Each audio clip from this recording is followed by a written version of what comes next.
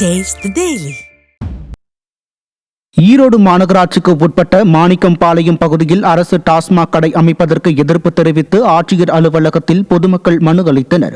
குடியிருப்புகள் மற்றும் தொழில் நிறுவனங்கள் அதிகம் உள்ள அப்பகுதியில் விடியாத ஸ்டாலின் அரசு டாஸ்மாக் கடையை திறக்கும் முயற்சியில் ஈடுபட்டு வருகிறது. அப்பகுதியில் குற்ற சம்பவங்கள் அதிகரிப்பதுடன் பணிக்கு செல்லும் பெண்கள் மற்றும் பள்ளி கல்லூரி மாணவிகளுக்கு பாதுகாப்பற்ற சூழல் ஏற்படும் என்பதால் டாஸ்மாக் கடை அமைக்க எதிர்ப்பு தெரிவித்து ஆட்சியர் அலுவலகத்தில் 100க்கும் மேற்பட்ட பொதுமக்கள் புகார் மனு அளித்தனர். கடலூர் ஆட்சியர் அலுவலகத்தில் ஏராளமான பொதுமக்கள் மனு கொடுப்பதற்காக நீண்ட வரிசையில் காத்திருந்து அவதியடைந்தனர்.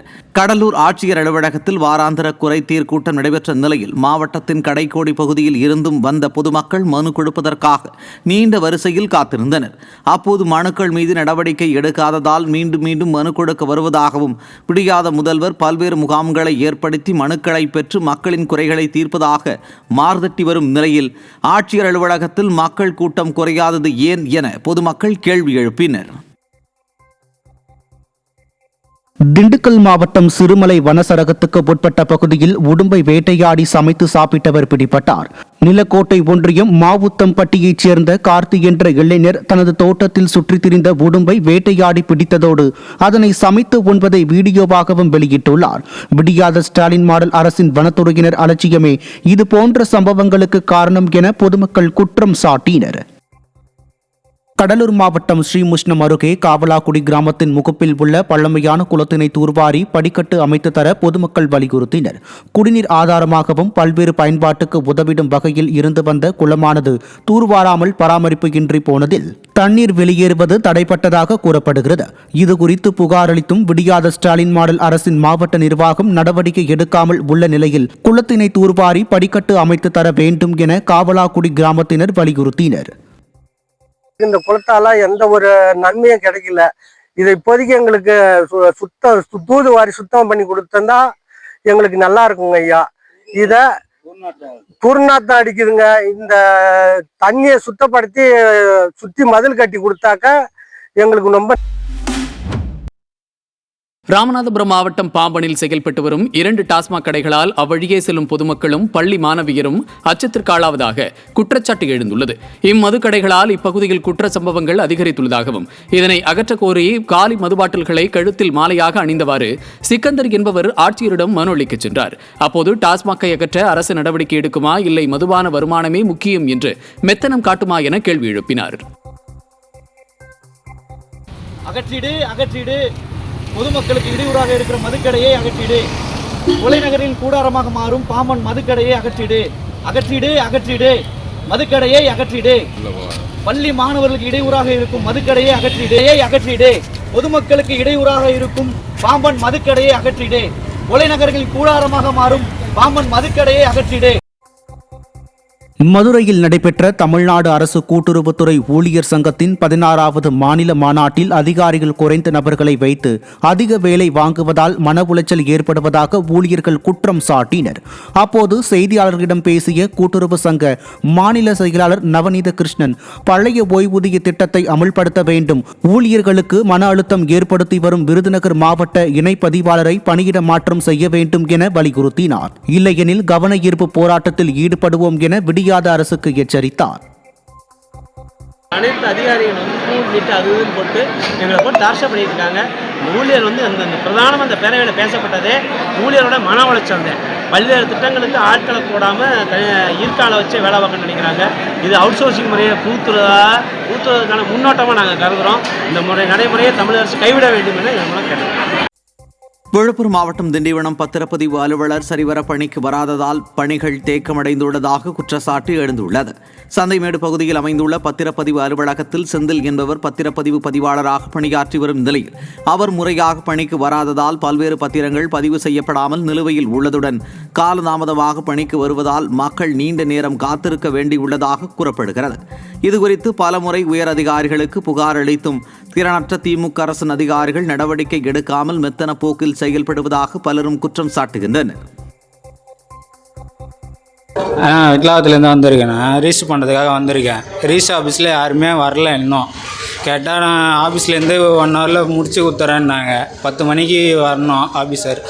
10 மணிலேருந்து வெயிட் பண்ணின்னு இருக்கோம். ஆஃபீஸ் வேலைக்கு போக முடியல, எங்கேயும் போக முடியல. எல்லா வேலையும் விட்டு வந்து உட்காந்துன்னு இருக்கோம். இன்னும் யாருமே வரல. கோவை மாவட்ட ஆட்சியர் அலுவலகத்திற்கு 13வது முறையாக வெடிகுண்டு மிரட்டல் விடுக்கப்பட்டுள்ளது. கடந்த சில மாதங்களாகவே தமிழகத்தின் பல்வேறு பகுதிகளிலும் வெடிகுண்டு மிரட்டல் சம்பவங்கள் தொடர்கதையாகி வருகிறது.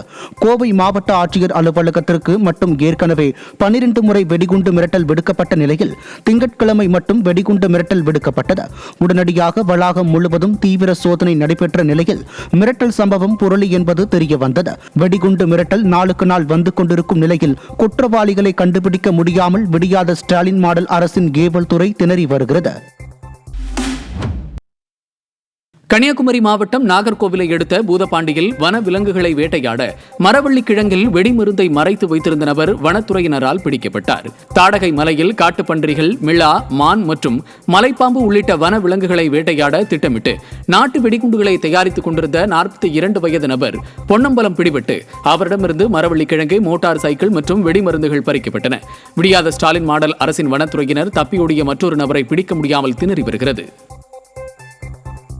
மீன்பிடி தொழில் இல்லாத காலங்களில் மாற்றுத் தொழில் ஏற்படுத்தி தர வேண்டும் என திருவள்ளூர் மாவட்டம் பழவேற்காடு மீனவர்கள் வலியுறுத்தினர்.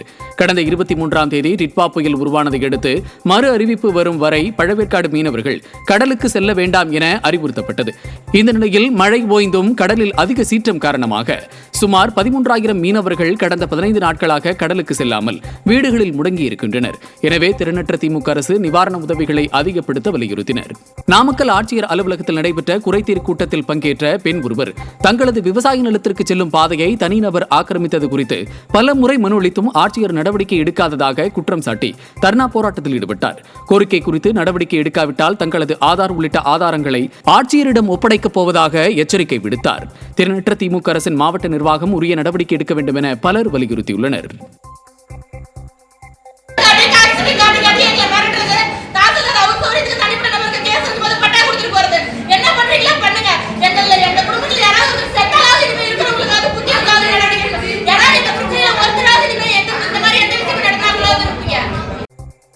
கன்னியாகுமரி மாவட்டம் நாகர்கோவிலில் தேர்தல் வாக்குறுதிகளை நிறைவேற்றாத ஸ்டாலின் அரசை கண்டித்து மாவட்ட உள்ளாட்சி ஊழியர் சங்கம் சார்பில் சாலை மறியல் போராட்டம் நடைபெற்றது.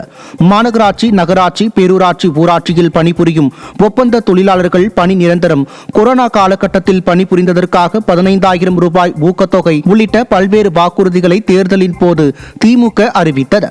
இதுவரை கோரிக்கைகளை நிறைவேற்றாததால் 15 அம்ச கோரிக்கைகளை வலியுறுத்தி மாவட்ட உள்ளாட்சி ஊழியர் சங்கத்தினர் ஆட்சியர் அலுவலகத்தை முற்றுகையிட முயன்றனர். அவர்களை போலீசார் தடுத்ததால் சாலை மறியலில் ஈடுபட்டவர்களை வலுக்கட்டாயமாக கைது செய்ததால் பரபரப்பு ஏற்பட்டது. புதுச்சேரியில் மண் அரிப்பால் பாதிக்கப்பட்ட விவசாயிகளுக்கு பேரிடர் மேலாண்மை சட்டத்தின் கீழ் இழப்பீடு வழங்க வேண்டுமென விவசாயிகள் கோரிக்கை விடுத்துள்ளனர். நடுத்தட்டு பகுதியில் சுமார் 30 ஏக்கருக்கு வேர்க்கடலை, கத்தரி, வெண்டை உள்ளிட்டவை சாகுபடி செய்யப்பட்டு வந்த நிலையில் கடந்த ஆண்டு டிசம்பர் மாதம் தென்பெண்ணை ஆற்றில் ஏற்பட்ட வெள்ளப்பெருக்கால் நடுத்தட்டு வயல்வெளியில் மண்ணரிப்பு ஏற்பட்டு மேடு பள்ளமாக காட்சியளிக்கிறது. வண்டல் மண் நீரில் அடித்து செல்லப்பட்டு நிலத்தின் தன்மை மாறியுள்ளதால் விவசாயம் செய்ய முடியாத நிலை உள்ளதாக அப்பகுதி மக்கள் வேதனை தெரிவித்துள்ளனர். திருவள்ளூர் மாவட்டம் ஒருங்கிணைந்த நீதிமன்ற வாயில் முன்பாக நீதிமன்றங்களில் மின்னணு தாக்கல் முறையை சரியாக அமல்படுத்த வலியுறுத்தி புதுச்சேரி வழக்கறிஞர்கள் சங்கங்களின் கூட்டமைப்பு சார்பாக சாலை மறியல் போராட்டம் நடைபெற்றது. மின்னணு தாக்கல் முறையில் சரியான கட்டமைப்பை ஏற்படுத்தவில்லை என்பதை போராட்டத்தில் சுட்டிக்காட்டிய வழக்கறிஞர்கள் இதனை முறைப்படுத்தும் வரை கையேடு முறையை அமல்படுத்த வலியுறுத்தி திருவள்ளூர் ஒருங்கிணைந்த நீதிமன்ற வழக்கறிஞர்கள் நீதிமன்ற பணியை புறக்கணித்து சாலை மறியலில் ஈடுபட்டனர். இதேபோன்று திண்டுக்கல் மாவட்டம் நிலக்கோட்டையிலும் வட்டார வழக்கறிஞர்கள் சார்பில் இ-ஃபைலிங் முறையை ரத்து செய்ய வலியுறுத்தி விடியாத ஸ்டாலின் அரசுக்கு எதிராக கண்டன கோஷங்கள் எழுப்பப்பட்டன. அதனால் எல்லாருமே வழக்கறிஞர் அனைவரும் பாதிக்கப்படுகிறார்கள். சரியாக கட்டமைப்பு ஏற்படுத்தவில்லை. அதுக்காக அந்த கட்டமைப்பு ஏற்படுத்தும் வரை மேனுவல் ஃபைலிங்களை அனுமதிக்க வேண்டி இந்த கண்டன ஆர்ப்பாட்டம் இன்று நடைபெற்றது.